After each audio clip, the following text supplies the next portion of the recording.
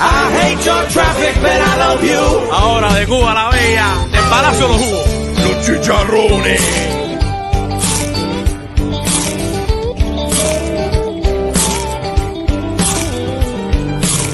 Los vecinos aquí se enteran de todo. Mi vecina era CDR en Cuba. Y en verdad no hay nothing that you can do. Chacleteras sin llames con corbata. Aquí yo vendo hot dog, pero en Cuba yo era médico. Les saco el dedo y digo Q. Sweet home Hialeah. Solo 30 minutos de Le Bayo. Oh, sweet home Hialeah. I hate your traffic, but I love you.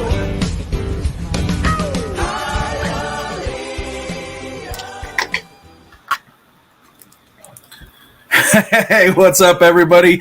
I'm Bobby Finstock. Welcome to East Entry Boys, straight out of Hialeah on the Finstock Sports Network. I appreciate you all tuning in, whether you're watching on Twitter, Twitch, Facebook, YouTube, or listening onto the Finstock Podcast Network. Do me a favor, if you're listening on any other thing besides YouTube, come over to the YouTube channel and subscribe. And if you're listening on the Podcast Network, hit that subscribe button as well. Obviously, I am missing somebody. Alex is pulling double duty right now. He is producing our soccer show right now. That's Offsides. So he will be in shortly, but we have a great show, a fun show tonight. Obviously, week 1 is officially here. We have Thursday night football coming up, but the Dolphins play on Sunday at 4 o'clock Eastern against the Los Angeles Chargers. Can't be any more excited. Football season is finally here. No more hype, no more hearsay, no more debates, no more arguments, no more nothing. Time for real football. And I'm very excited for that. Today, we're going to have a good show. We're talking, obviously, Miami Dolphins. We want to talk about the upcoming season. Alex will be, on Fitz Talk today with Fish Tank Hank and myself. I gave my NFL season predictions. I'll rehash that tonight. But Alex will give his NFL predictions, and that's just overall NFL MVP, Defensive Player of the Year, Rookie of the Year, Offensive Rookie of the Year, Coach of the Year, Playoffs, Super Bowl, all that's going to be revealed tonight by Alex and myself. Also going to talk about some crazy debate I found on Twitter this week. A friend of the show, a friend of the network, a great guy, Jason Sarney, was kind of going back and forth with some people with debating Tua and Dan Marino. Like, what the hell is that about? So I want to touch on that. We're also going to talk some Miami Heat, Nikola Jovic, making some noise in the World Cup or the FIBA Cup. I don't think the Portland Trail Blazers are hating, or the fans of the Blazers are hating that possible trade right now. But I think that the Heat now are gaining that upper leverage when they're saying, hey, look, we got Tyler Hero. Look, you're seeing a better player that you thought that we had with Jovic. They might be eager to come back to the table. But I assume my co-host Alex will not be quick to want to make that trade.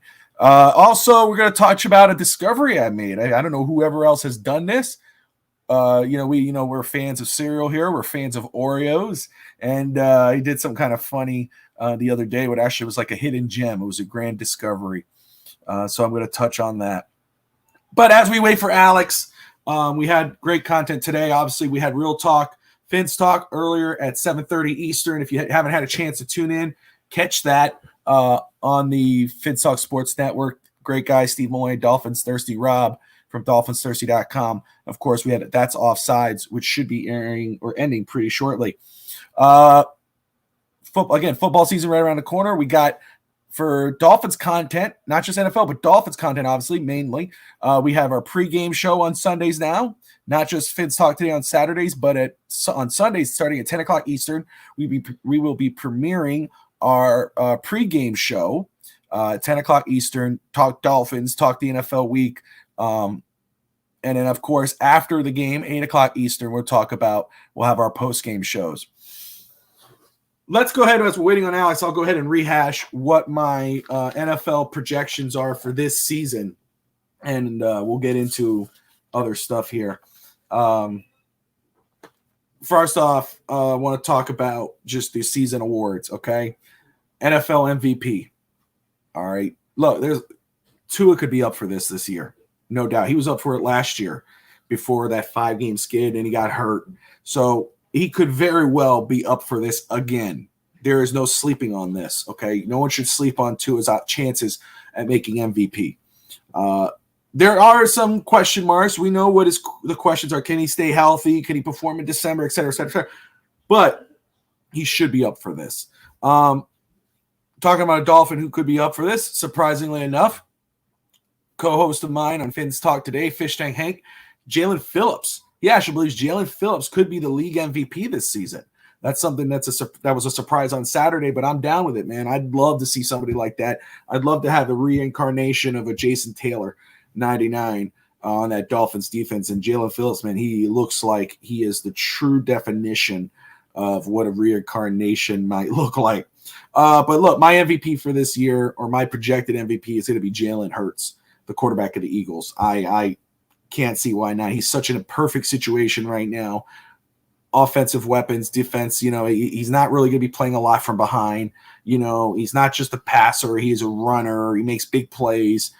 His team is a Super Bowl contender. Again, I believe Tua has a very strong chance if he could last more than 13 games, if he could play well into December, Tua's name could be there and will probably be there by the end of the season. But my pick for MVP is Jalen Hurts. Again, guys, if let me know in the comments below who you think your MVP is as we go on through this list. We'll go ahead and talk more about the awards. Alex is already here. Hello. About damn time. All right. Now, how do you hear me? How do you hear me? Do you hear me good? I hear you thick. It's a little extra loud. Extra loud. Perfect. Yeah, right in my ear, but that's okay. So Alex is in the house again. East 10th Street boy, straight out of Hialeah. That was a R2D2 sound. You have a microphone in? You sound like Darth Vader right now. Yeah. Maybe take out that Bluetooth. We'll let Alex figure that out. He just got a new iPad. He's been so excited. Of course, the audio goes out. But as he's fixing that, we'll come back and test them on there, guys. But so Jalen Hurts for me is my MVP for this season. And I want to rehash because Alex is here. I do believe that Tua has a strong chance to be in consideration. Again, he was in consideration last year, that 8-3 stretch. Before the skid, before the injuries. So he does have a strong chance to continue that this season. You hear me good now? I hear you perfect right now. Thank you. Defensive player of the year, I have Myles Garrett. That's who I got. Myles Garrett from the Browns. Had a strong season last year. I believe he can do it again. Coach of the year, Dan Campbell. This is all rehashed from Finn's Talk today, Alex. I'm just refreshing here, and then we'll go ahead and get your information. But Dan Campbell from the Lions, a great draft. A very good free agency offseason. I'm hyped for them. I think they're going to have a good year this year. I think they are a playoff team. I have Dan Campbell, who I'm a huge fan of. I think we both are. When we hired Adam Gase, I was on the Dan Campbell train. Mm-hmm. But yeah, I'm going Dan Campbell. My offensive rookie of the year, Anthony Richardson from the Colts. That's my. I liked him coming out. I know a lot of people were hating on him. A lot of people.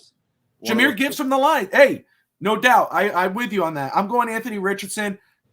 Quarterback. Obviously, yes, he could run it, he could pass it. He's all the physical tools and talent. When he was coming out, I know a lot of people were hating on him, saying, "Oh, he wasn't good in college," blah blah blah. But the raw talent was there. He is the only thing different from him to Josh Allen, in my opinion. Obviously, Josh Allen, a few years in, MVP candidate. I think it's color of the skin. They are very similar in their size and their build, in their athleticism. Anthony Richardson is going to surprise some people this year. My second option, you said Jahmyr Gibbs. I'm going Bijan Robinson as my second option. I think Bijan Robinson from the Falcons has a good chance. Rookie of the year, defensively, Jalen Carter from the Eagles. I think Jalen Carter has a very strong chance at defensive rookie of the year. I would hope Cam Smith, especially with Jalen Ramsey being out half the year. Mm-hmm. But we'll see. And then comeback player of the year, I'm going to go with Tua Tagovailoa. Going with Tua. I think he's a comeback player. He played 8-3. Out, was that skid, and he got out. He was out for the remainder of the season, missed the playoffs. if he could last more than 15 games, play well into December, have that MVP caliber season throughout the season like he had last year.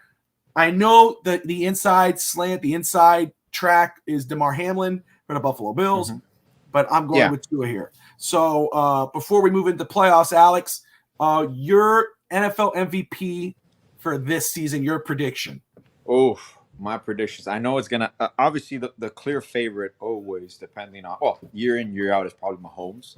But I do firmly believe health being on his side, I do believe Tua is going to win MVP this year.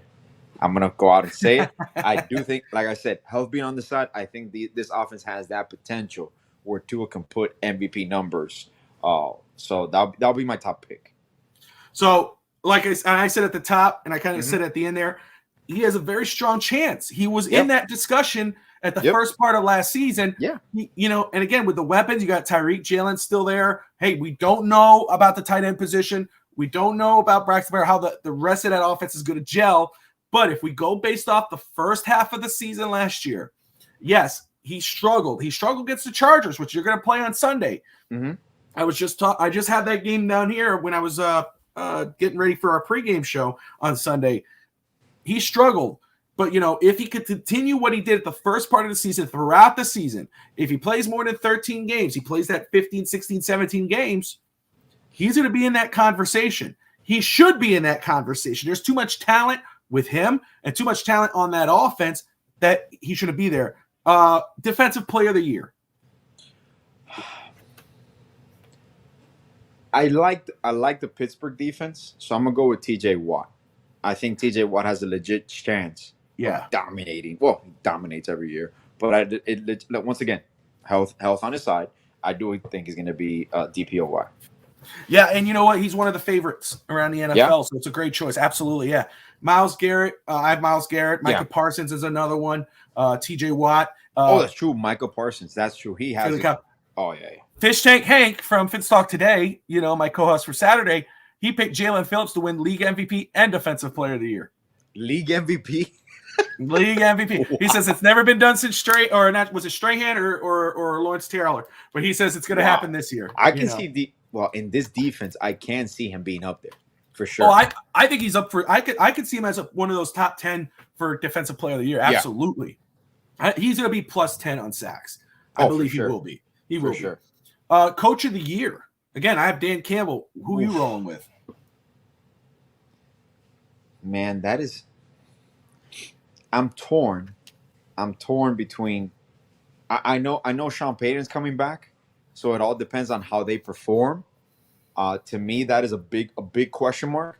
Obviously, in Coach of the Year, but I like Campbell.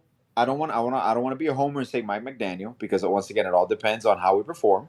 But could happen. If we are successful, I'm going to stick between McDaniel and Sean Payton because if the Broncos do a complete turnaround, you can see Sean Payton winning Coach of the Year.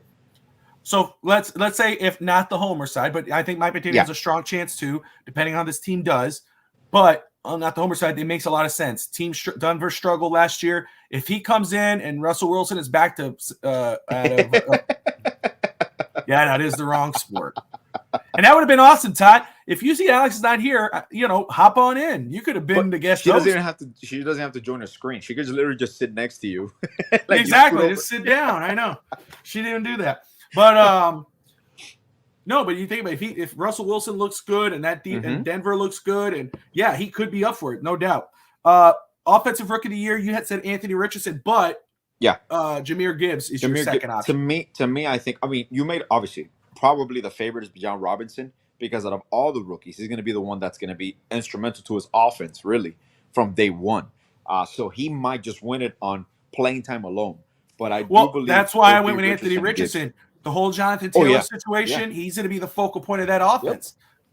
So I think him and Jalen Hurts are kind of toe and toe. Best case scenario for Richardson, obviously he plays well. He's going to struggle because every rookie struggles. But somehow, some way, they end up with like a top 2 pick and they get Marvin Harrison Jr. What will be the full circle? Marvin Harrison Jr. playing for the Colts as the number 1 receiver over there. I'm telling you, man. Life has a funny way of playing out. Where you never know that could happen. You never know. Hey, defensive rookie of the year. How you see that going? Man. I'm torn between obviously Jalen Carter is gonna play right away, but also I like the kid that the Texans picked. I forgot his name, Junior Anderson. Will Jr. Anderson. Will Anderson. Yeah, from Alabama. Yeah, either one of those two. I think obviously. Oh, I mean, it's a good pick. Will Anderson's a great pick. He's going to play right away, like Jalen Carter. He has hype behind him. Yeah, he doesn't need to have some kind of big time season. He just needs to do enough, and he's already the inside track. He's the third pick, which is kind of crazy. That's insane, man. Now comeback player of the year. I have two, of course, but DeMar Hamlin obviously has the shortcut in, I believe, and God bless. That's awesome. It's a great story that he was able to come all the way back and be able to step on the football field. But is that your comeback player of the year, or you think Tua is a good bet? I would say probably Tua. I'll bring it up. Perform one. Does he qualify as comeback player of the year? Calvin Ridley, because he was suspended. Hey, would that qualify really? That should qualify. Right? I mean, he was suspended, but he was not there. That and I don't want to. Well, in the given case, depending on how he produces, will Russell Wilson qualify? Even though he wasn't hurt, he just played poorly. Oh, dude. You see, that's the thin line. I never understood. Really. I thought it said like if you kind of like injury, if you miss out, it's a comeback. So then I'll stick with Ridley or Tua. Those are my picks. Okay. I like Ridley. I didn't even think about him, and it makes sense. I mean, I don't know if it matters if you're suspended, but he could be. I mean, he's looked good in preseason. I think that was my wide receiver 1 in our fantasy draft. Talk about fantasy draft. Who drafted Travis Kelce? Do you remember that? I was wondering who did that. But he might miss. That's what Bob, I got to tell you about my draft. I pulled the ultimate stunner because I knew. First of all, there's a buy-in right to our league. I make the nachos for our actual in draft, like with the same league we've had for 13 years. Same group of people. We started at work. We met as friends, and we've stayed together. Maybe like one or two has gone and changed. I did a trade where they paid my pain because I got the number 1 overall pick. I don't like number 1 overall picks. I always like picking 6, 7, or 8. That's my go-to. He had pick number 8, so we traded, and he paid for my buy-in. I'm like, perfect. And my first overall pick at number 8, I went with Patrick Mahomes because I knew that pick number 12 on the snake on the way back, he was going to pick Mahomes in second. So I'm like, I started analyzing. I'm like, I always know quarterbacks never go first round, second round. Typically, Mahomes goes second round. That's usually your highest one. But I started thinking about it. When you start analyzing these things, who's the highest point getter every single week predominantly? Patrick Mahomes. And I'm like, why am I going to go receiver or running back when, they might get me 35 points, 30 points. Their average 21, 22. But Mahomes alone on average is predicted always to go 15 points above any wide receiver, any running back. So I said, fuck it. I'm going to go Patrick Mahomes. And for sure, the moment I picked Patrick Mahomes, my friend that was picking 12, he's like, God damn it. I was going to pick him on the way back. Because obviously everybody goes running back. What pick did you have? You picked him at number 1? No, first round, number 8. Wow. No. I didn't pick him number 1. Remember, I traded. I traded down to I got you. Yeah, no, I was going to pick number 1. It was funny. I talk about fantasy football. I was at work today and I'm doing some stuff, taking care of some stuff. Also, I see my phone ringing and it's one of my wife's old coworkers. Great guy, Brian. Okay. But I see his name and he's texted me, but we've texted. But is one of those people that when they call you get scared, like something happened. Well, because he never calls me. I've never talked to him on the phone. I've talked to him in the office. But it was from her old job, and so I said, I'm like, maybe it's a mistake. What's up, Bush? Found you guys. I used to be. What's up, Hunter? So I'm wondering, like, man, why is he calling me? I was like, maybe it was a mistake call. So I'm finishing what I'm doing, and I messaged my wife. I'm like, hey, has Brian tried to call you? And she's like, no, maybe it was a mistake. Text him. And I said, I'm gonna call him right as I said I'm gonna call him. He texted me. He's like, hey, Bobby, I need some advice. Can you call me? And I'm like, I'm like, advice for me? I was like, all right. I was like, all right, cool. I'm gonna give you a call. So I called him, and he said, hey, we got the fantasy football league in an hour at Ramsey, and he's like, I have the first pick, and I hate that. Could you and I want to. He goes, I don't want to miss out on Pat Mahomes. You guys should take him. And I'm like, hey, I said, listen, I'm gonna be honest with you. He goes, it's a 12-team league. He said, and which I knew because I was a part of that fantasy league until my wife left. But he goes, it's a 12-team lead, and I don't want to miss out on him. I said, well, I said the best case scenario for you would be, and he's a Vikings fan. I said, best thing you would do if I'm you, I'm going Justin Jefferson.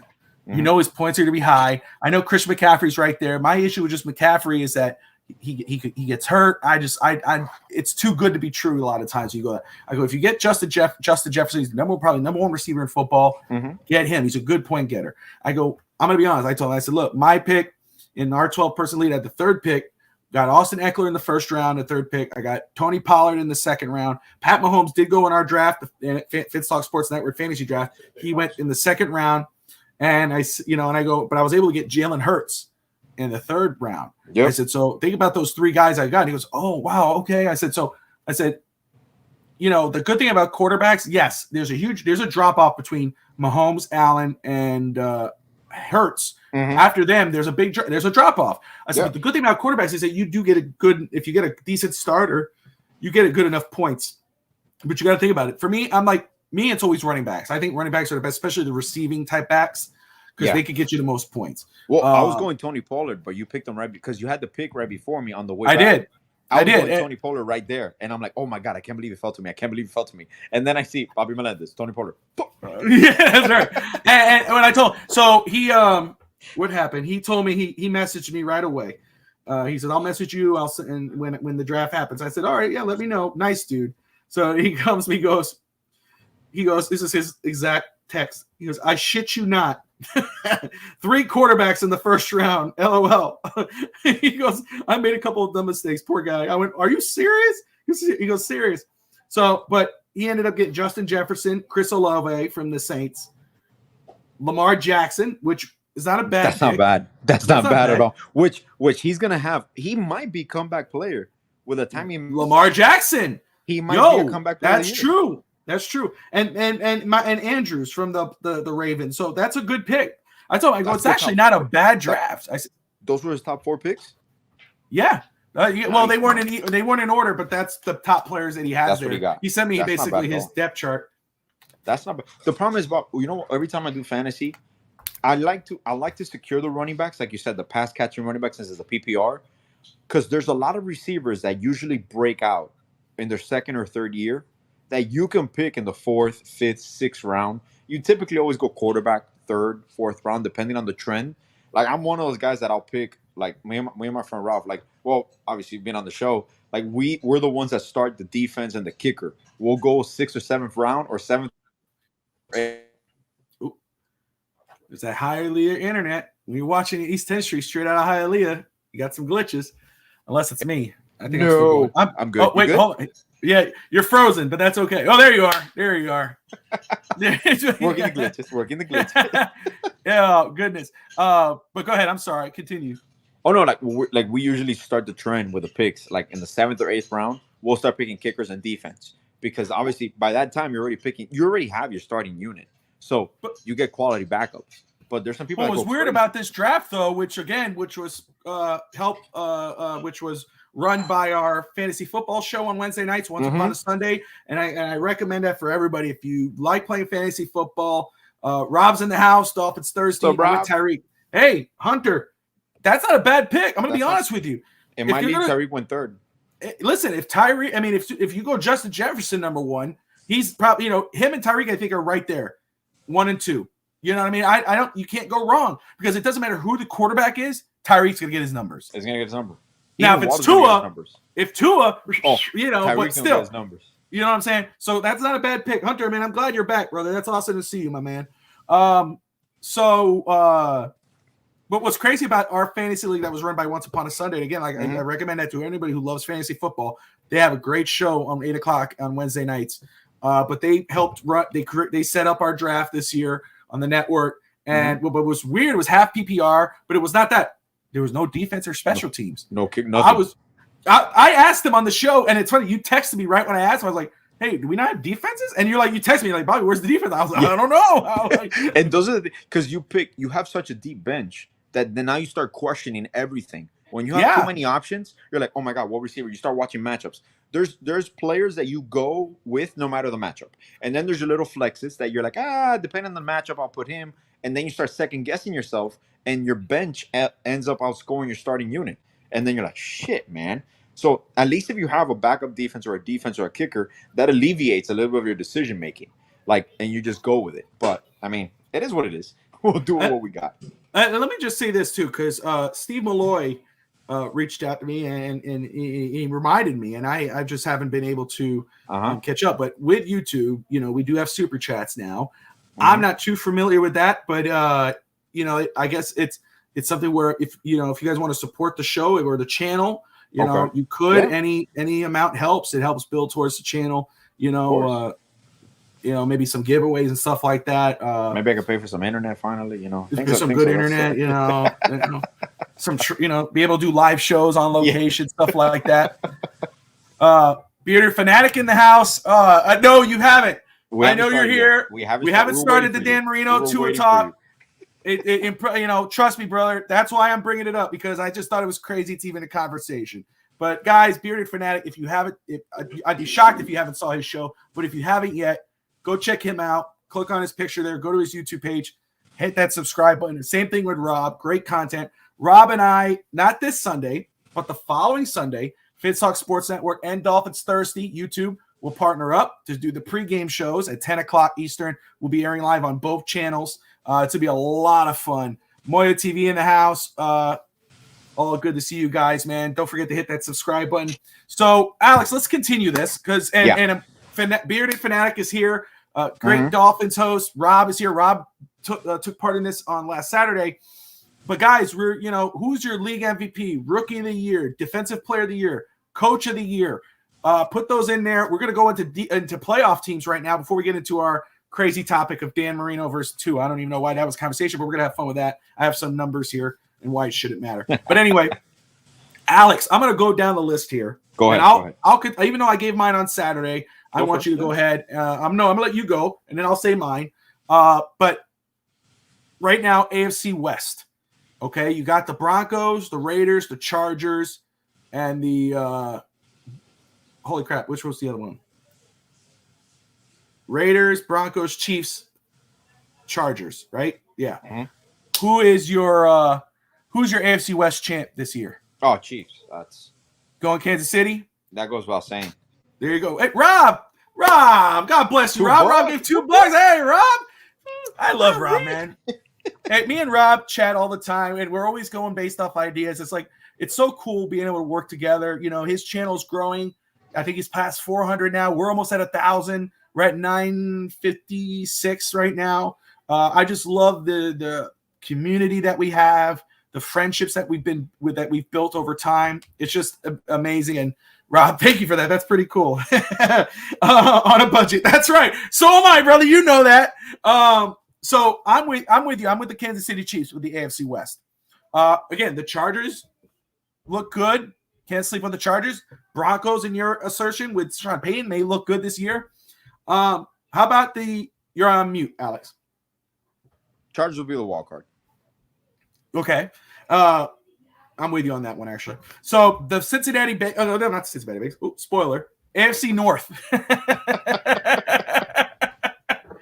Well, this is something that I believe the Steelers can sneak in. Thank you, Bearded. Appreciate you, brother. I believe the Steelers can sneak in. Ravens. I think it's gonna be a battle to the last 2 games of the season. To be honest with you, between the Ravens, the Bengals. If Lamar could stay healthy, yeah, man. If Lamar could stay healthy, the Ravens, you can't sleep on them. No, I'm still rolling with the Bengals. You can't sleep on the champs, right? AFC champs, they've done this year or in previous years. You can't sleep on. I'm rolling with the Bengals, but you're right. The Ravens, who I have as a wild card team, have a strong chance to do something. I'm gonna go bold here, and I'm gonna say the Steelers are either winning the division or winning the wild card because you have. Wow. You drafted Mitch Trubisky. No, not Mitch Trubisky. Kenny Pickett. Kenny Pickett. Why? Explain. Not in a bad way. I just want to know why you drafted Kenny Pickett in our fantasy. Look, they got Najee Harris. They got Pickens. They got Deontay Johnson. They have a strong offensive line. They have a stud defense. They have a complete team. And Kenny Pickett is coming into his own as a second-year player. He's a little bit more polished. Just what I saw in the preseason, every time he was on the field, He led a scoring drive, and that offense is just flowing. That offense is flowing, man. And I think Pickens is gonna break out as well. So I just think they're one of the most complete teams. They're just very young, so people are gonna count them out a little bit earlier. They're gonna overthink it, but I do think that they have a chance of winning. I do believe they have a chance of winning the division because Bengals obviously with Burrow, you're always gonna have a health concern too. We talked about Tua, but there seems to be always an injury history when it comes to Joey Burrow, and can they keep him? Their offensive line is still not decent, in my opinion. Maybe I'm wrong, but the Bengals' offensive line is still a question mark as well. They talk about our offensive line, but hey, that's what killed their chances at the Super Bowl. That's Quentin Spain. Remember, if yep, Jamar Chase was wide open. Yep. I think it was Jalen. Who was it? Was it Jalen Ramsey? No, or it was Jalen Ramsey, I believe, who tripped up, and Jamar Chase was wide open. Yep. But Quentin Spain gave up that sack. Vito, man, good to see you, brother. Thank you for tuning in. Make sure ain't missing no one here. All right. And I'm gonna go with the South here because I'm gonna leave the East for last. Okay. I know where you're going with the East, but go ahead. What do you got for the AFC South? AFC South. Let me see. I'm gonna go Jaguars. Jacksonville. Yeah. Jacksonville. Why not? I'm with you. Jacksonville, again, Trevor Lawrence in his second year with Doug Peterson. They looked really good last season. Calvin Ridley coming back. Yes. Overall, that team. Titans are going to perform. Titans will be in the. No, I'm not sleeping on the Titans. People do that. I'm not. No. Don't sleep on Tennessee. Derrick Henry, Ryan Tannehill. Even I know people. Dolphin fans love that. DeAndre Hopkins. He's going to make a difference there. He's going to make a difference. Doc Brown in the house. Good to see you, brother. Thank you for tuning in. Well, I'm hopeful, but I'd be lying if I said that I'm on caution mode. Tua has to play 15 games, nothing less. That's my projection. I haven't played 15 games this year. That's where I stand on my projection with Tua. So at least I believe he'll be over 10 games. AFC East. I'm gonna spoil it now. I said it on Saturday. Okay, I do have the Buffalo Bills taking the East this season. Okay, they've won it the past few seasons. I'm not gonna take that away from them. I know where you're going. Go ahead and say it and tell us why, brother. I think Buffalo's gonna collapse. I've already said this many times. I'm going with the Dolphins winning the East. And I do believe the Bills will get the wild card. To me, there's still a wild chance where the wild card doesn't end up in the AFC East, and somehow the Patriots finish second. Because I do believe the Bills are in that collapse mode. I do believe the Patriots finish. Okay, even if you have the Dolphins, you have the Patriots over the Jets and the I have Bills in my ultimate collapse mode where the Jets and the Bills end up tied for last place. And the Patriots sneaking in by like a 1-game difference only, like a 9-7 situation, and the Bills and Jets finish 8-8. Or no, well now it's different. Now it's like 9-8 and 10-7. So it's a 1-game difference. But I do believe the Bills and the Jets will finish third in the division, tied for third. Wow. And the Patriots are going to sneak in and finish second. Dolphins are going to win the division by like 2 games, I think, 2 or 3 games. All right. And I stand firm on that decision. What's your wild card teams?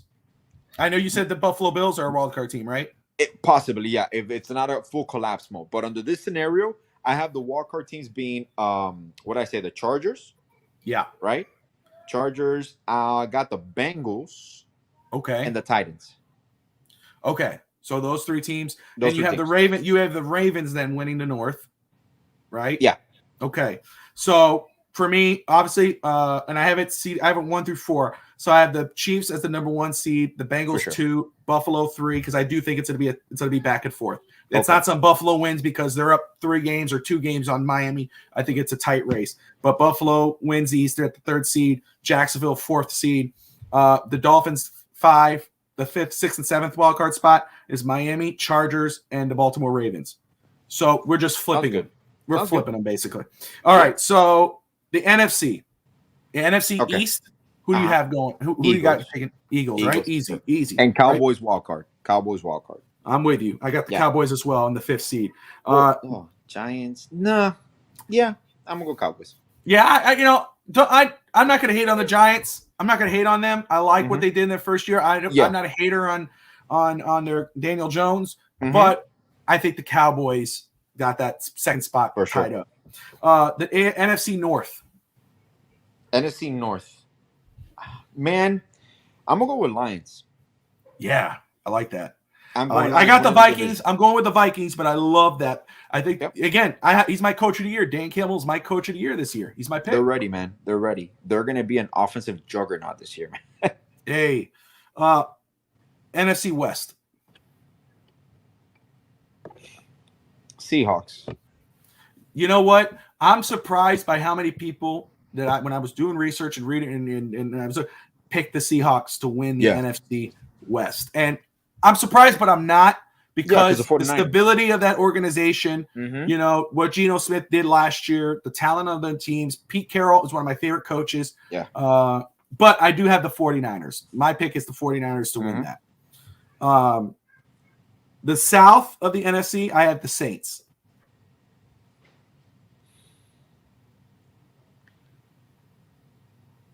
Yeah. I think Panthers are going to overperform, but for sure the Saints. Yeah, I'm with the Saints. They're the 5, 6, and 7 wild card spots is Dallas, Seattle, and Detroit.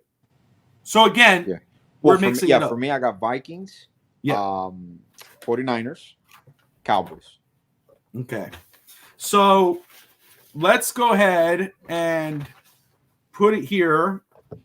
So I don't know if you have any paper in front of you with in regards to the playoffs, okay? I have it seeded. So I'm going to play this out for you, okay, how I have it running right now. In the AFC, I have, of course, let's see here.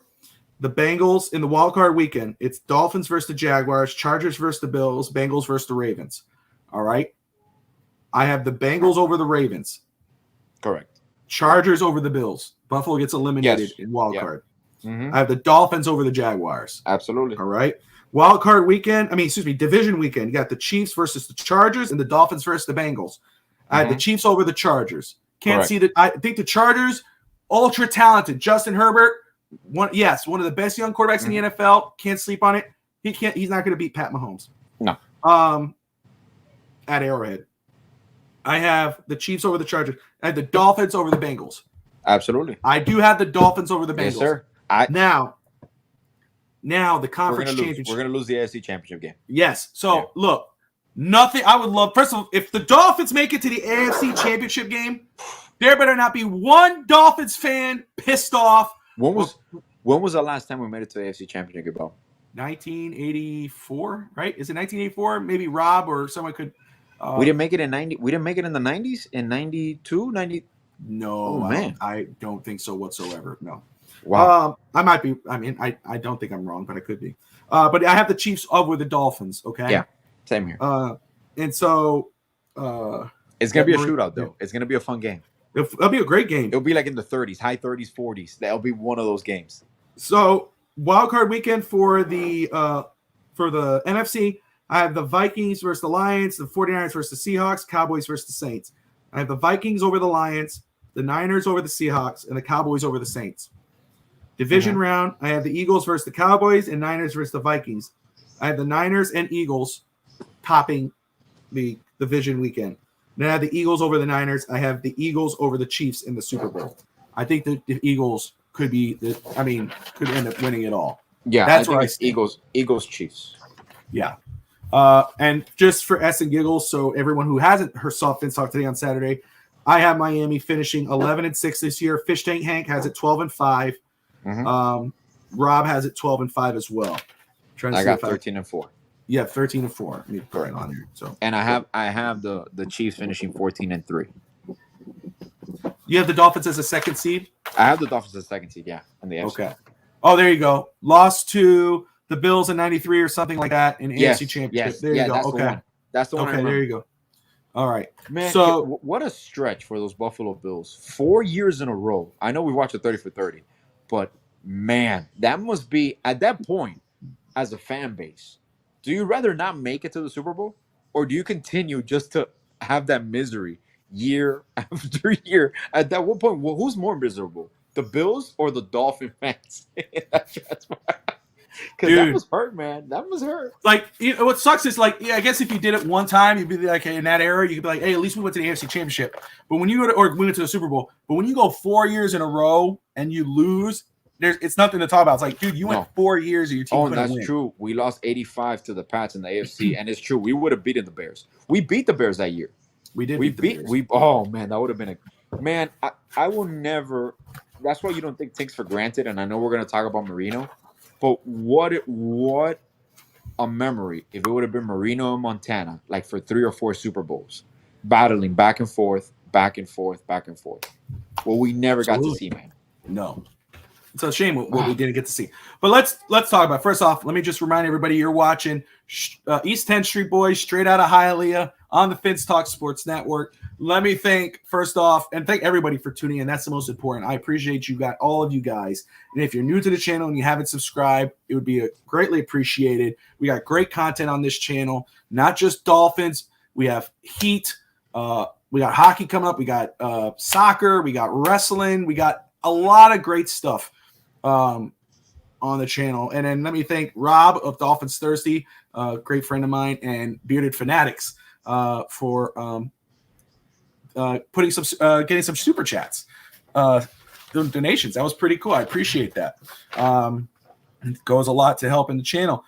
So look, if you're clicking on this show and you're just tuning in because you saw the show image, Tua versus Dan Marino, and you're going, what the hell are they talking about? Let me tell you where I'm coming from. So I saw on Twitter, great friend of the show, awesome dude, Jason Sarney, writes a news. I'm gonna get that wrong, I'm sure, but a newsletter for the Miami Dolphins or on the Miami Dolphins. He's on Miami Sports Music podcast network on YouTube as well. Great dude, one of the best dudes you could find. But he posted a thing with Dan Marino. I think it was making a pass, some sort of pass, and basically paraphrasing here, saying no, you don't see that anymore. There's no one like him, because Joe Montana came out and said, hey, it's not Tom Brady who's the GOAT, it's Dan Marino. Because what Dan Marino could do, and if Dan Marino played in this era, there would be no debate. There'd be Marino and then Pat Mahomes and then everybody else.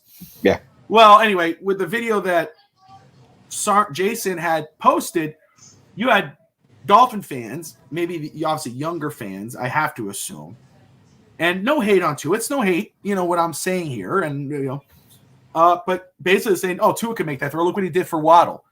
And there's a huge difference in when you watch those videos, and I don't have that on me.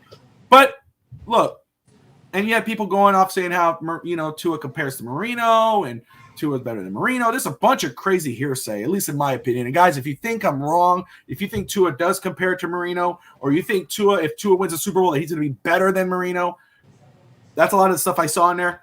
Put here in the comments, okay? Tell me I'm wrong. Now, my personal opinion, look, if Tua wins a Super Bowl as the Dolphins quarterback and he has an MVP season, that's going to be a good argument, okay? We could have an argument about it.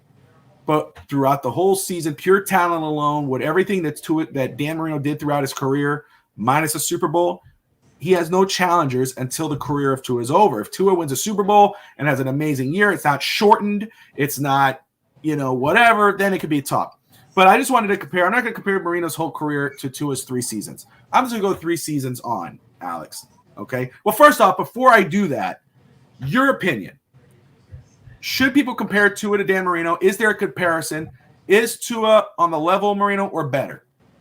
Oh, look, I hate when people start doing these things, because it's true. For some reason, no matter who has played, obviously Tua has been since Marino retired, out of all the quarterbacks that have been here, obviously Tua has been probably the most naturally gifted athlete. You can argue the best skill set. You can go down the line of all the intangibles, et cetera, et cetera. You can come to the conclusion, and you can set it in stone. When Joe Montana came out and said that Marino was the best quarterback of all times, is something that we've known forever, because he hasn't won. It's kind of like the Charles Barkley argument in basketball. Are you a great player if you don't win a championship? Absolutely. There's many great players that have never won a title. Now, I understand Tom Brady's the greatest winner of all time. We could give him that. But quarterback, when you're talking about if I want, and this speaks volumes. This speaks volumes because we're not talking about a quarterback from the 60s, 70s, 80s, 90s. We're talking about a quarterback of all times. If you had one quarterback that you wanted to pick, and I guarantee you, just on talent alone, across the board, you're probably going Marino 1A and Mahomes 1B. Just on accuracy, release, power. Pure talent. Marino had it all. Marino had it all. Did he have some years of high interceptions? Absolutely. 100%. But yeah. I love the point that Joe Montana made. Marino, you can always compare to the era. Marino was putting up numbers that quarterbacks are putting up now 30 years ago. Yep. When he was getting his head chopped off on every play. He could. Now, he wasn't doing it because he had a good offensive line. He did it without mostly a running game. And what Joe Montana said, he really had receivers that really were Tyreek Hill size and Jalen Waddle size. He didn't have monster receivers. Nope. So even with that, and not taking away from Mark Clayton and Mark Duper and then O.J. McDuffie, he even played a few years with Rondé Gadsden. So I don't forget. Did he get to play with Chris Chambers? I don't think he got. Did he get to play with Chris Chambers? No, I forget that. No, right? No. Chris Chambers was what 2000.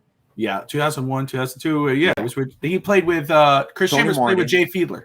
Jay Fiedler. I think he played with Rondé Gadsden. Yeah, he played with Rondé Gadsden one of the last years. I remember that. But there's no way. Urban Fryer. Yep. Urban Fryer, man. Oof. Dude, we had. I'm telling you, I wish we would have been in our 20s when the Marino years were here, because there's no way that you see quarterbacks playing now. Like I said, you can look at Mahomes. You could look at maybe when it comes to like arm strength, maybe Allen, but Marino was you will see Marino in the park. I remember even watching him as an older player, and he had no mobility. You were still fearful. I remember the 97 playoffs, or the 96 or 97 playoffs against the Colts. Like, I remember those games. And Marino couldn't move, and he was just a millisecond away from rocketing it down the field and getting it to wherever he wanted. To me, he was the best pure passer of all times. He was, absolutely. And let me just again, this is not a knock on Tua. I don't want it to come off as that. No, at all. But you can't. And I understand the strong opinions of especially the older Dolphin fans who got to see it, and true Dolphin fans. I think a lot of the young opinions, especially people that are that went after Jason or whatever, I don't know. I think they're more Alabama fans than they are Dolphin fans from what I saw. I was like, come on, dude. How can you as a Dolphin fan truly say that? Now I think there's an argument, and we've got some heat for that. I think there's an argument when it comes to Dwayne Wade and Dan Marino as who's the greatest athlete of South Florida history. Yeah, biggest impact. That's an argument, but best Dolphins quarterback in history. No, there's no talk. You can't. And let me just go off the first 3 seasons here. Here's you got this up here. This is not even fair, bro. This is not going to be fair, man. Look.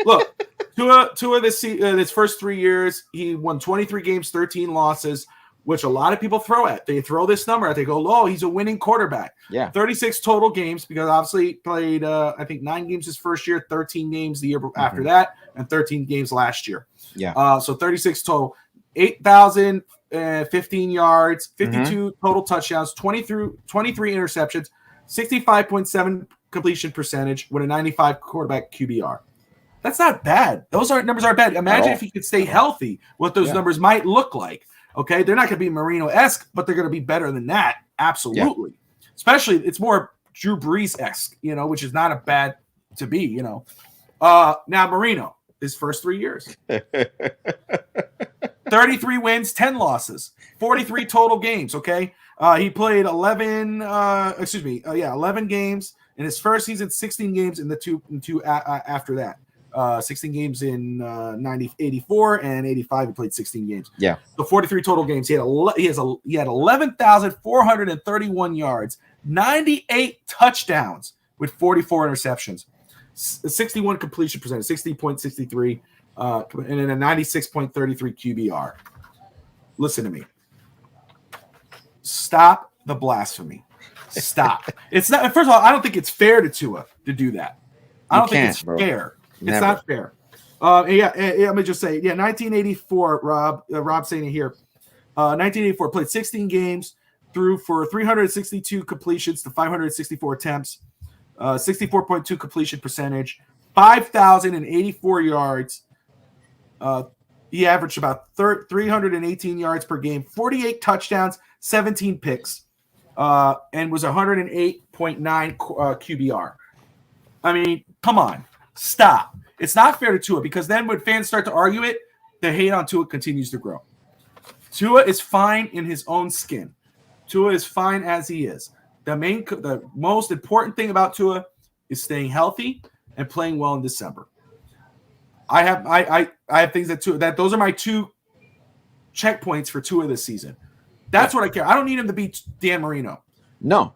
I need him to play well in December. Okay, and stay healthy as much as you can.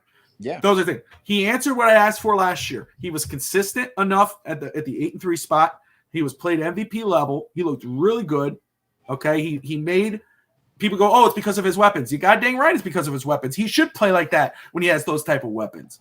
So, but it's not good enough to say, oh, he compares to Dan Marino. Stop. Stats on the field, whatever you want to call it, nothing compares to what Dan Marino was. Nothing, man. In his first 3 years or even his whole career. Stop.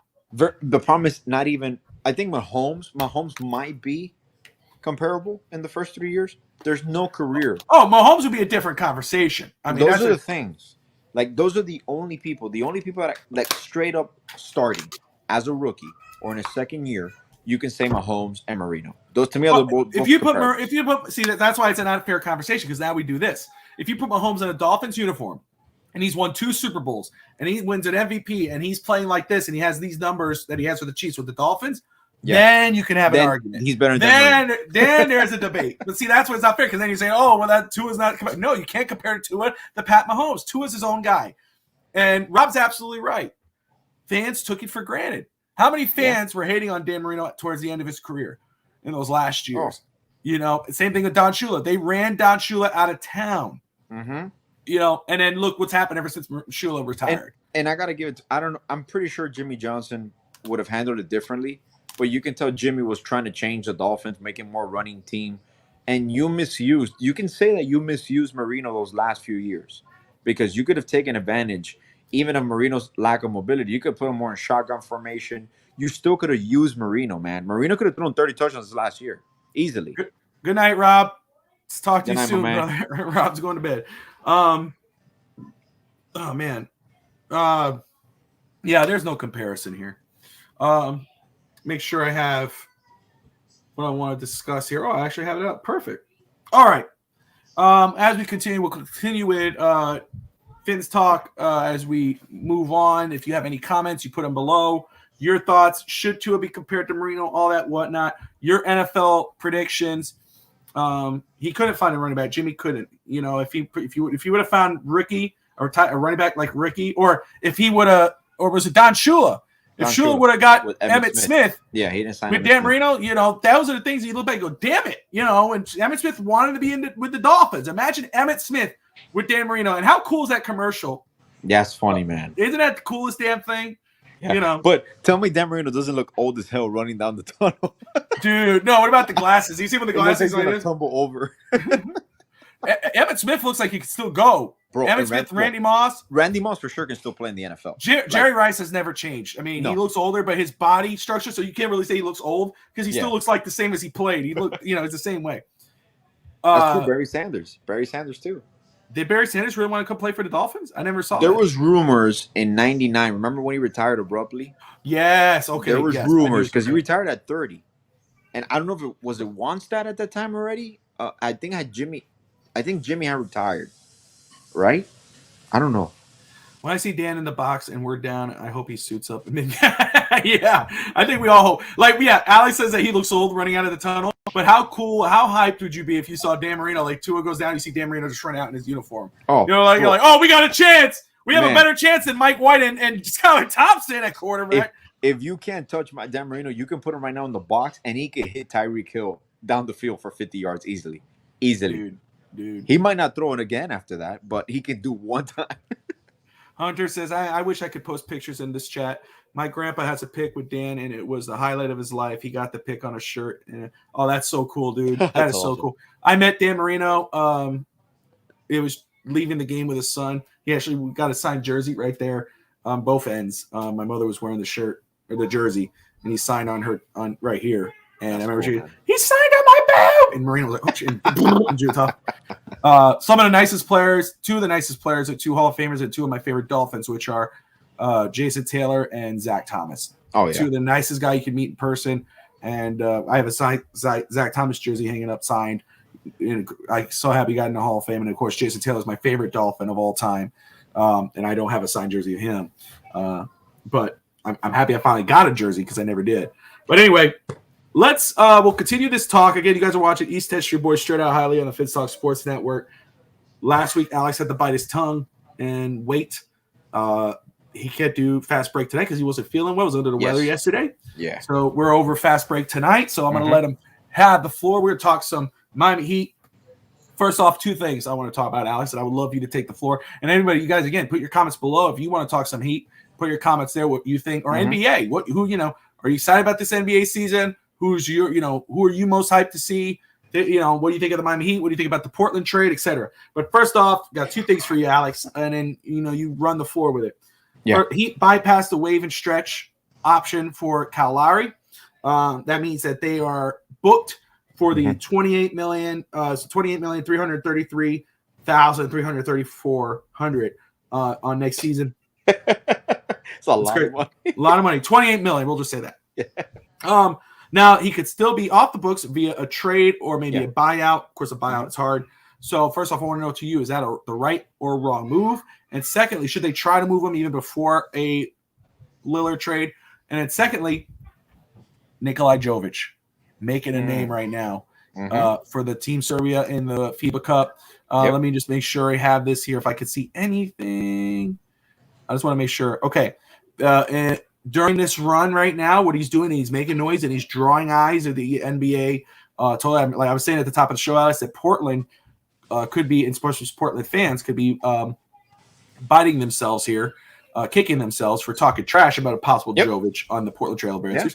But overall, the 20-year-old has averaged 17 points a game, 3 assists, about 3 rebounds, and my goodness, a scorching hot 75, 750, 667, 778 shooting line so far, and has yet to commit a turnover in his 75 minutes on the court. That is the number one thing that people have to look at.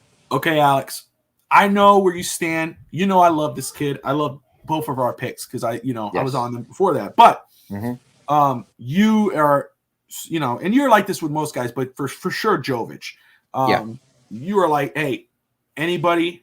I mean, besides Bam, anybody, but don't touch Jovic. We don't know about Jaime yet. We have to see him on a Heat uniform in a Heat game, and then you might feel that way about Jaime by the season. But Jovic, we've seen him for this last season. We know what he's grown into. I was watching before, watching him now. I know where I stand right now, but I want you now. Are your claws deeper into the dirt now? Or are you like, yeah, do not touch him. Do not send him anywhere. I don't care if it's for Lillard, for Durant, for anybody. I don't know if Anthony Edwards, whomever. Is he that damn good or important that you go, is there anybody you would move him for? That's my thing. Is there anybody you would move him for? Anybody that would move him for? Yeah, I'll do. It's fun. I know you wouldn't do it right now. I'll move him from Anthony Edwards. Good. Yeah, fair. I'll move from Anthony Edwards. I'll move from Giannis. Okay. There's things. Obviously, I'm not crazy when it comes to those things because those are like MVP caliber players. Before I go any further, well, I do want to say I miss Justin and Neil, so we'll be on next week. Promise you. Maybe a surprise guest as well. So we'll be back. Obviously, we're gonna jam pack this as much.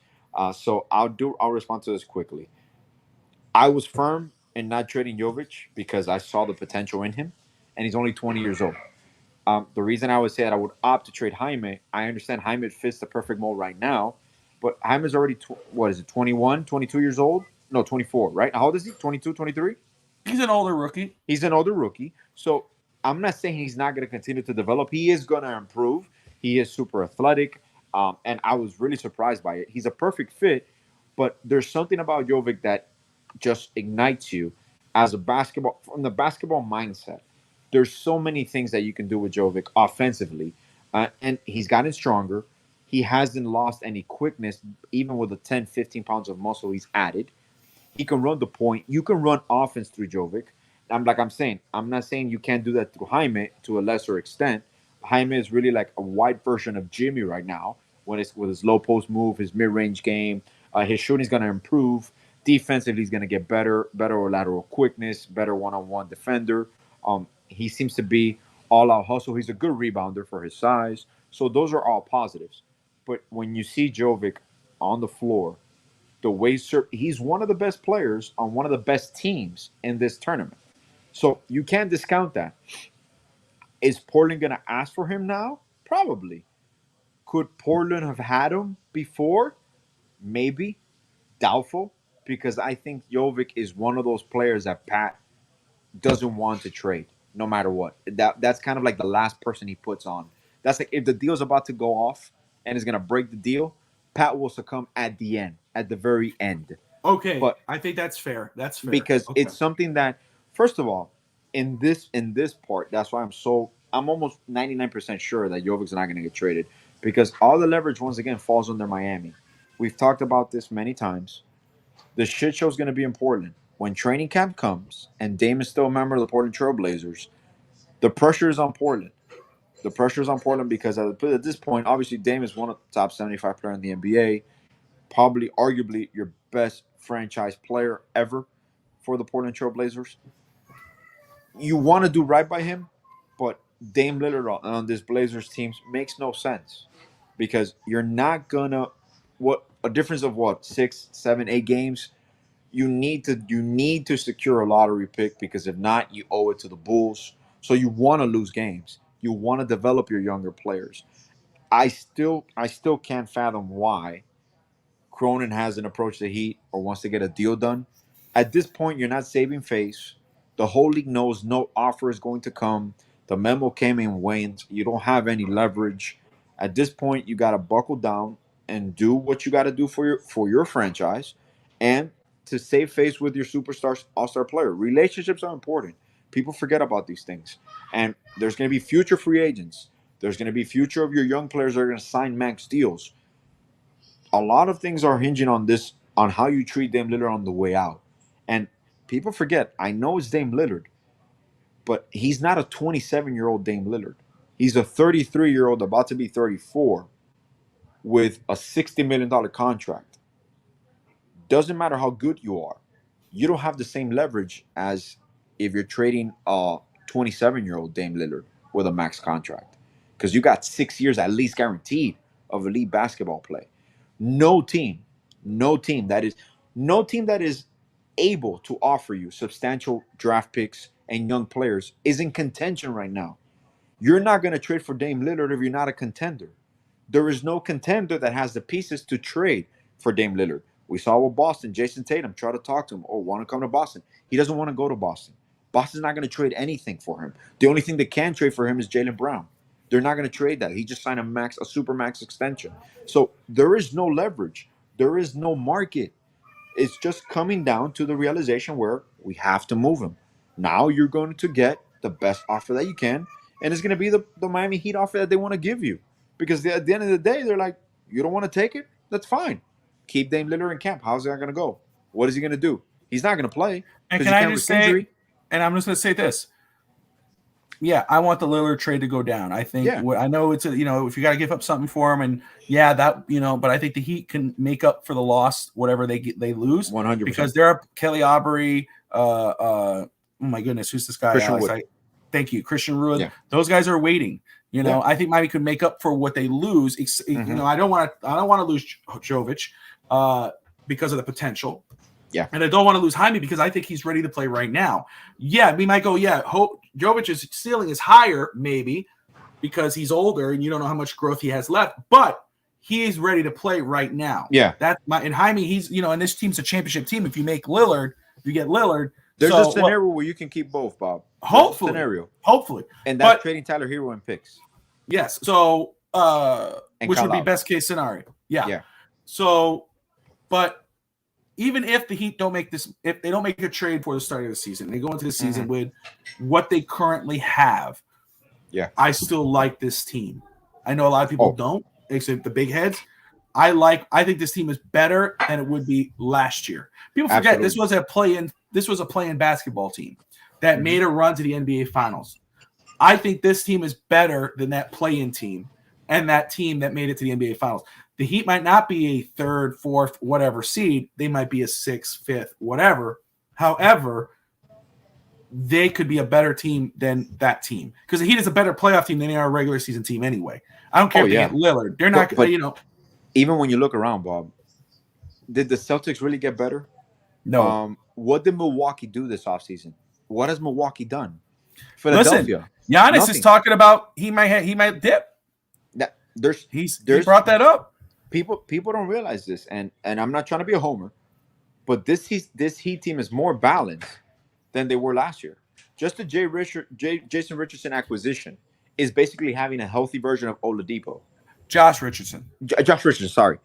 Josh Richardson acquisition is basically having a healthy version of Oladipo because that was your question mark.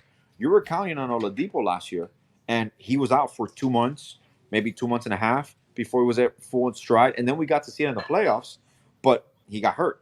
So this team is more complete. You got Thomas Bryant. You got a front court. You got Thomas Bryant that can actually spread the floor. You got Orlando Robinson. So you have depth in all the right places. Now, the question comes, Damian Lillard trade or not, what do they do with Lowry? If he's not involved in the trade with Dame, Lowry for sure is going to be held on or a secondary move or a move before the deadline. Like that stretch provision, they were never going to do the stretch provision on Lowry. No, I didn't want him to do it. Yeah, no. It's pointless, man. It's the last year of his contract. You're not going to spread that. Even if the cap is rising, you don't want $5 million or dead cap for the next 3 years, 5 years. That's pointless. So I knew they weren't going to do that. It just comes down to a matter of like who you're going to trade for. So Kyle Lowry might be a shoe-in deal or a veteran team that has a contract that's going to trade back to you, that has more years, more money there. Obviously, what does it take with Portland if we do acquire Nurkic? So there's a lot of moving parts, but I still can't fathom. I knew it was going to take a while, and I believe it's going to get done before training camp, but I cannot fathom that we're in September and so, quote unquote, I'm pretty sure this is not true, but Portland hasn't communicated with Miami at all. I mean, it does make sense because nothing has happened, and Miami, like, I'm like, when they were like, oh, Portland, let's see if they catch Miami's bluff. And I'm like, bro, Miami's not going to fall for that. Like, this isn't their first rodeo. That's why, like, Miami's going to extend their offer. They know no one is bidding against them. They're not going to up their offer. They're going to be like, all right, call me when you're ready. Click. Look, that's Portland has been a basement team for a while. And I say that respectfully. The only reason why they not or don't look as a basement team when really they are is because of Damian Lillard. Okay. Miami Heat have been in a championship team with what some may call a basement roster. Somebody looks at the Heat's roster and they go, oh, that team not going to do anything. Did the Heat made it to the finals in the bubble? They made it in the finals this year. They were in the AFC and the Eastern Conference the year before that with a roster most people did not like because it doesn't have some sexy superstar. Yeah. So the Heat have no reason to overextend. They have every reason just to sit there. They're not like the Dolphins, who I think should have said, yeah, you can't have Jalen Waddle, but I'll give you a first-round pick for Jonathan Taylor. And one of the things, Bob, you don't have a disgruntled player because Tyler Hero wants to stay in Miami. Oh, for sure. He's pissed. He is pissed. He's pissed. He doesn't want to go anywhere. So if a trade falls apart, in the given case, he'll have a chip on his shoulder. He'll have a chip on his shoulder. Oh, for sure, no matter where he goes. But even if the trade is not culminated, which I think at this point is almost impossible because everyone in the league kind of has an understanding that Dame Lillard is going to be a Heat some way, somehow. But if that doesn't happen, you don't have a returning player that's upset, that's mad at it. On the contrary, he takes it as fuel. He wants to stay here. His life is here. So it's honestly for us is a win-win to me. And now it just comes to Portland. How much of a shit show do you want training camp? Like that's pretty much it. So there you go. And you catch Fast Break next Tuesday. Yes, sir. I promise you. It's going to be 9:30, right? 9:30 Eastern. Yes. Unless one of us is sick. But no, it will be on no matter what. If we're sick for whatever reason, East one of us will take over. Yeah, East 10th Street boys will run over. So it's my daughter's birthday. So let's keep it rolling here. We're almost done. But I do want to talk about two things. First off, a discovery I made.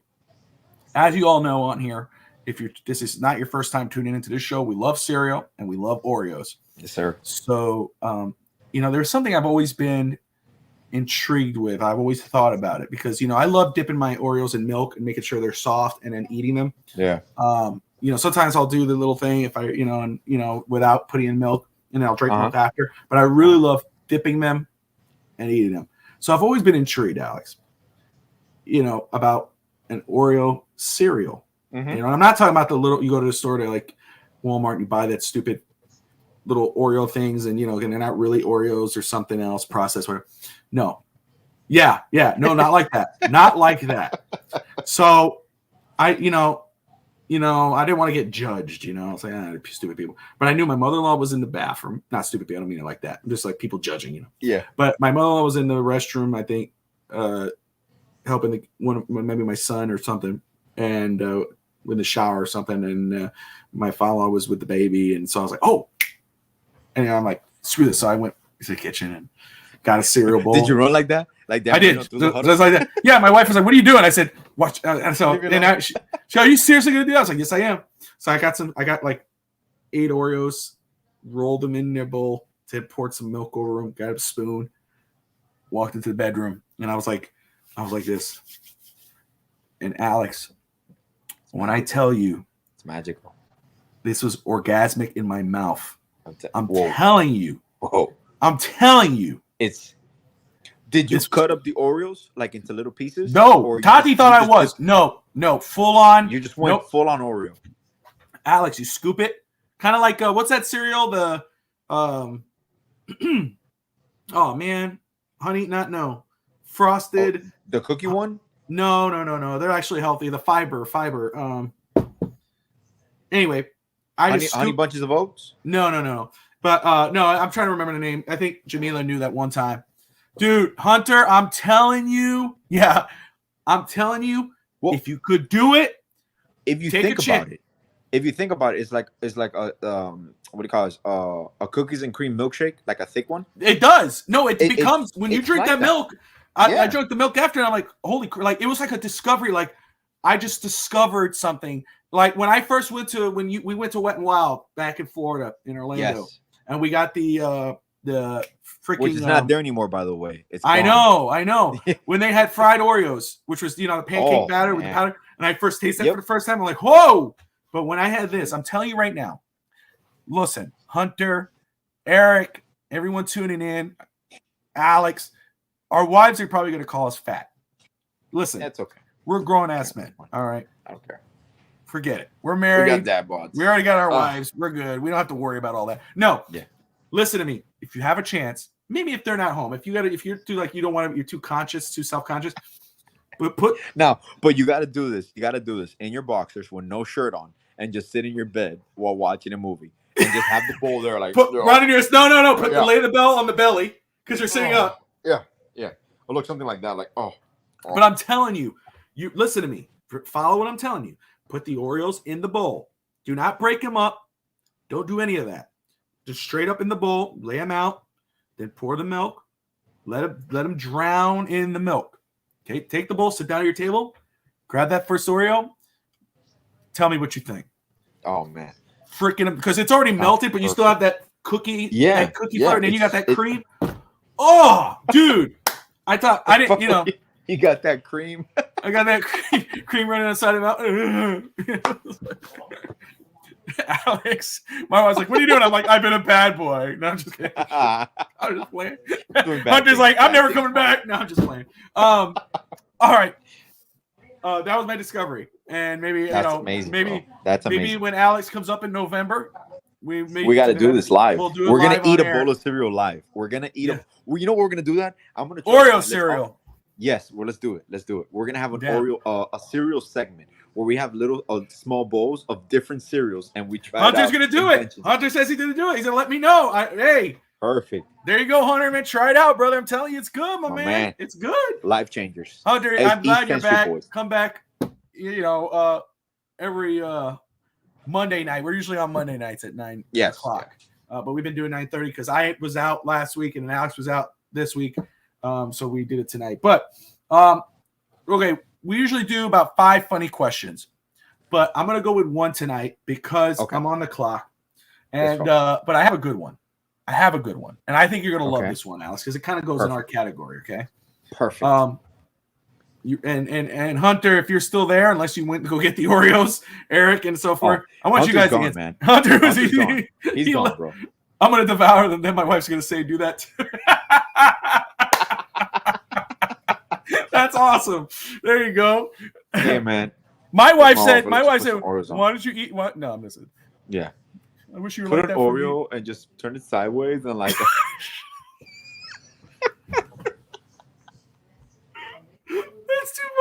That's too far. So get that Oreo, shut it real nice. Shut up your candy. Okay, here it is. Go ahead. What set of items could you buy that would make the cashier feel very uncomfortable? Oh my God. A set of items. Do you mean like a group of things at one time, or sure. like just okay? Yeah, some items that would make a cashier feel very uncomfortable. Oh man. Okay. Oh no, my wife just got in. Okay. All right, got it. All right. Cucumber. Okay. KY jelly. I knew it. You son of a bitch. I knew you were going to go there. Whipped cream. Oh. Oreos. Is that what the KY's for? Well, a combination of definitely anything funny like a cucumber with KY. But it all depends. What store am I at? Target. I don't know. I go Target, right? So you think of, Kroger, Target. Kroger's up here. Yeah. You know. Definitely I'm going to go with some sort of cucumber. Yeah. Yeah, that's right. I'm going to go with that. See, cucumber KY. Yeah. I would have said the KY with like a plunger, it's like, Well, Tati, look at this, Hunter. Look, Alex. Tati says cucumber, Vaseline, hot sauce, condoms. What? I mean, if you're gonna use all those things, you have to use a condom for sure. Yeah, dude. When you're married to a Puerto Rican from the island, someone's gonna burn, bro. It usually does. No, I'm just kidding. Now I know. No, I'm just kidding. What do we put this hot sauce in? I wondered. I was like, why does it burn? It's like, oh, now I know. And definitely any preparation. The Vaseline's for after funny. because it burns. Because it burns. You rub you afterwards. It's what it is. That's what it is. To me, it was always the funniest thing ever that happened to me when I used to work in Walgreens. I used to have this old guy. He was like 85 years old. That he would come and buy the Trojan Magnums. And I was like, I would laugh every time. I'm like, hey, you never know, bro. This guy was 85. Never know. But I would always find it so funny, man, when he would come in and just buy that. And it was funny. He would just buy a little 3-pack every Sunday. A little 3-pack. That old man was going to town. Hey, no, dude. Back in the day, say it like that. Back in the day when you did do that, when you go to the store and buy that stuff, did you ever feel awkward about buying it? Do you ever feel like we just go grab it, throw it in the cart, and walk? I mean, you felt awkward if it was like maybe like a young girl or something, or like an old lady, like you kind of like. I would always funny to me when I was knocking into the cart. Like, hey, you want to try this out? Like, but what's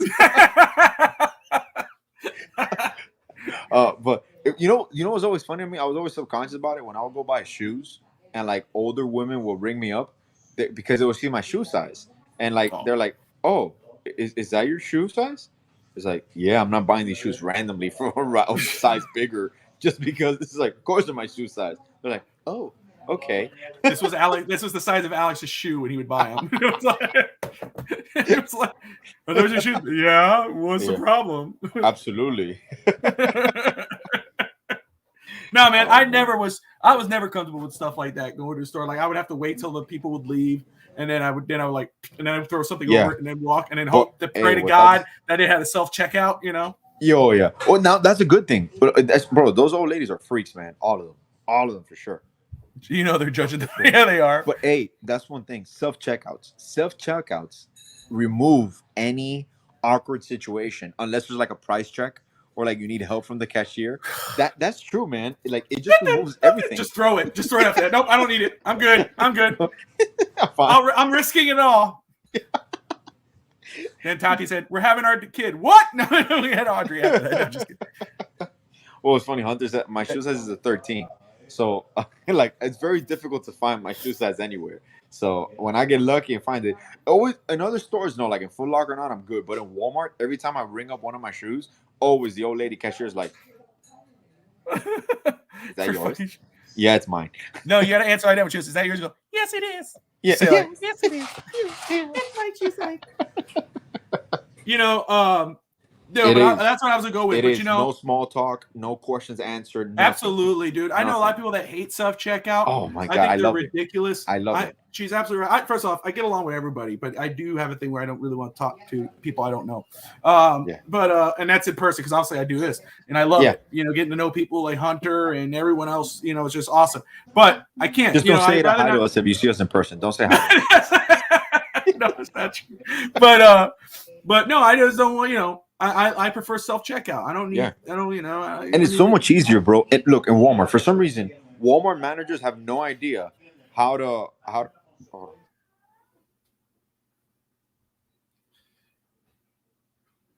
Hold on. I have some audio. Excuse me. My goodness. Huh? What I was gonna do. Hold on. Give me a sec. Okay. So he's yelling at somebody right now, telling them to shut the hell up. That's how he talks to his parents. He's a very rude person. He just tells his parents to shut up. They're both elderly people. He puts them in a closet. That's where they live. And when they talk too loud, that's when he puts them in the garage. Like just coming out. And I'm like, oh, my mom wished happy birthday to your daughter. Send it from here. Thank you. But the thing, what was I saying? Oh, the one. Did you hear what I said? Did you hear what I said at all? No, what happened? What did you say? I hear my wife reacting.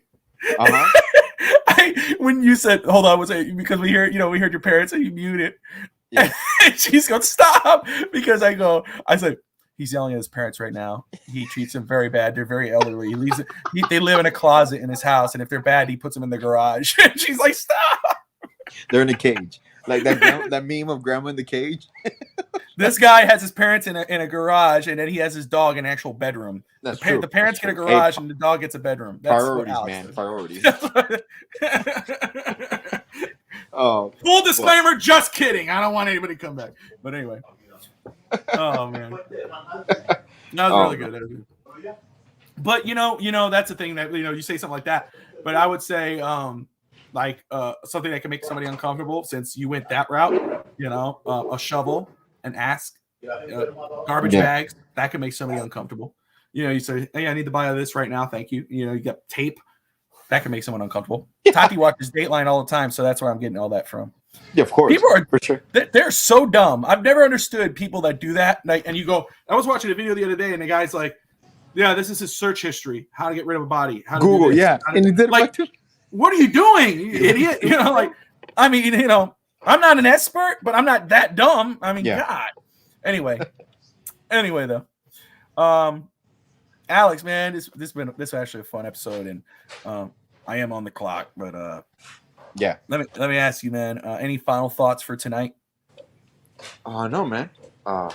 Pretty much. Just want to wish your daughter a happy birthday. We'll see them soon in November. Yes. And it should be shovel, carpet cleaner, cigarettes. Cigarettes is the last thing. the cigarette, that last part is the one that gives you this guy's. That gives you away. It's like, oh, that dude's a killer, dude. Like, if someone buys bleach, carpet cleaner, and a shovel, and there's like, hey, let me get a pack of Winston's. It has to be Winston's. Winston's or Marlboro. I'll say menthol. Menthol.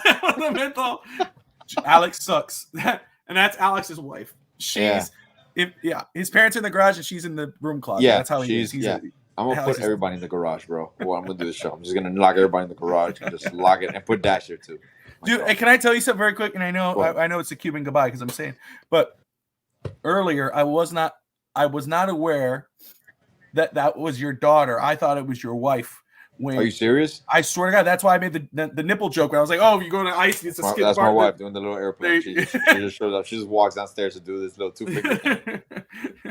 But it is funny because I'm like, "Oh, AJ's in the car," and she had this whole conversation with you Well, no, all of a sudden I heard in the background, oh, say hi to Bobby. Hi, Bobby. And I was like, oh, that's funny. Jamila's doing a funny voice. And then she went, oh, when I go up there, I want to love to do, what's that? The slip and slide, but in the snow. And I was like, oh my God, that's when your nipples get ripped off. You don't want to do something like that. And then it was about the paranormal. When she said the paranormal stuff about going ghost hunting, I'm never not. I know that's what should have sold. That should have given you. You Oh, hi, Bobby. That's like that's not Jamila. That's not her. The moment you add the BY at the end, which it's Bob. wife She's the only one that I just give up because I hate when people call me Bob. I send that shit back. If someone sends me an email at work and I say, "Hey Bob, can you take this?" or "Hey Rob," or whatever, I'm saying, I don't know who that is. You need to send I didn't read that. I'm sorry. And they come, even my boss. I'm so sorry. I'm like, you better be. You better be. My name is Robert or Bobby. The only one that gets away with that is my brother's wife. That's it. And that's because I just gave up. I can't do anything else about it. After how many years? I just 10 years, 11 years, whatever, how long it's been. You try to ignore it, but it's there. It's there. It just all the can't. time. You just can't do it. That's why I call her Jam. That's it. I call her Jam. Yeah, that's it. Just call me Bob. Call her Jam. Hey Jam, what's up? Hey Jam. Well, her nickname is Jams, so it's not that off. Oh, well, damn it! I can't do that because if that's her nickname, I got to do something that bothers her.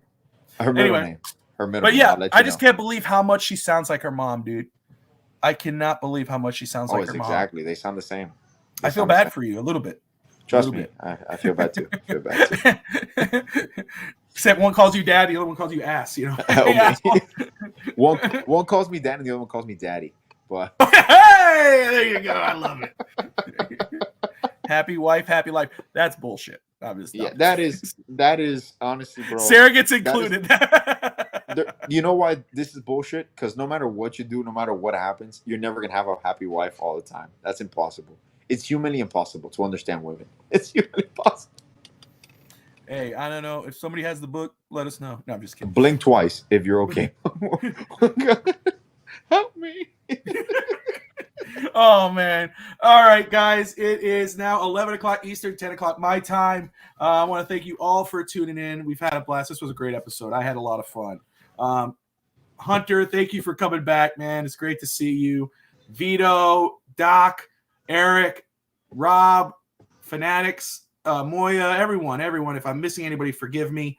Again, if you're watching on YouTube, Twitter, Facebook, Twitch, if you're Butch, IG, everyone, thank you so much for tuning in. If you have a chance, hop onto our YouTube channel, hit that subscribe button. If you're listening to us on the Fids Talk Podcast Network, subscribe to that as well. We appreciate you all. And hey, have a good night. Peace out. Later, Gator.